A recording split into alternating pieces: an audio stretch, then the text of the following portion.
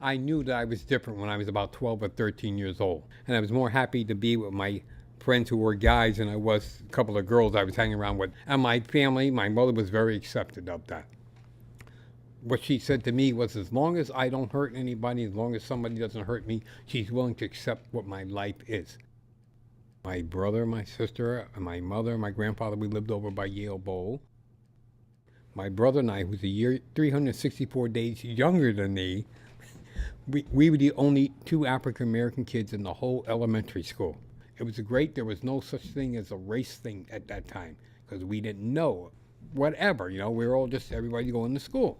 So I didn't know I was black until I was like 6 or 7 years old when my best buddy who lived 2 doors away, his mother informed him that I was black and he could not play with me. New Haven is unique to have bars like this. People would drive by and yell things naturally as you're waiting to come into the bar outside before the bar opened.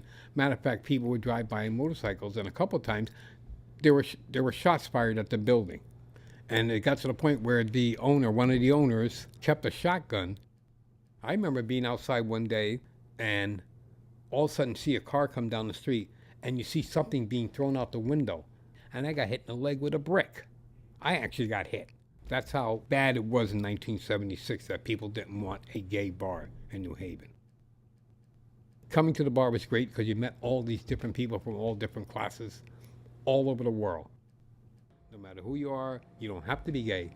Go on upstairs and dance and have a good old time. I try to be open with everybody. I'll try to be your friend. I'll try to help you out any way you need. I'm not doing this as a job. I only work 2 days a week, 10 hours a week. I'm having a good time and I like working here. People say, well, you're a bartender, that means you're stuck up and you think you own the world, you're this and that. When I first came here, you were the king if you were a bartender. There was a bartender here who wore a pen.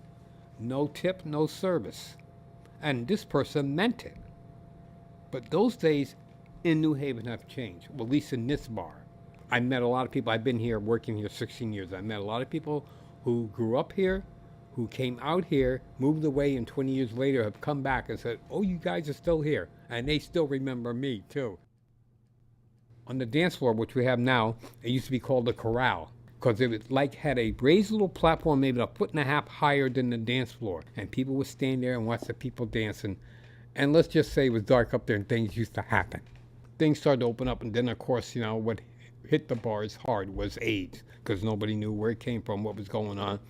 And everybody started thinking, damn, could I have it? People you were friends with, you saw them today, and 6 weeks later, they were dead. I mean, there was a point, I think in the mid-'80s, we were probably going to a funeral twice a week. The doctors came up with the AZT, and things started to go better. I mean, I know people now who come to this bar now who were affected in the '80s and they're still alive. I was considered a prude back then because I didn't do a lot of things the other people do, and I didn't go to New York to the Continental BAP and hang out in the BAP houses and all this and all that. And then I sit here with some of my older friends now and said, isn't that amazing? We're still alive and those people aren't. End of this month, I'll be 67. I'm still around.